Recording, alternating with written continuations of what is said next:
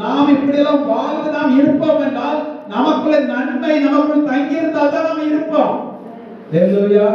நம்ம நன்மை நமக்குள்ள தங்கி இருக்கணும்னா நீ என்னத்தை தான் சொன்னாலும் உங்க பிள்ளைகள்லாம் இருக்குது.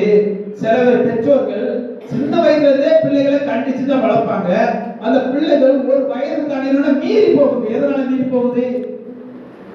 நன்மை செய்வது அவங்களுக்கு இல்ல. ஹalleluya. அந்த பிள்ளைகள் விரும்பினாலும் அவங்களால செய்ய முடியாது. சில குடிகாரர்கள் சொல்வதை நீங்க கேட்டிருப்பீங்க. நான் குடிக்க கூடாதுன்னு நினைத்து கொண்டிருக்கிறேன், ஆனால் என்னதான் தெரியல என்ன குடிக்க வச்சிருது. சொல்ற கேள்விப்பட்டீங்களா? அதைத்தான் ரோமர்ல சொல்கிறது. அவன் விரும்பினாலும் அவனால என்ன செய்ய முடியல.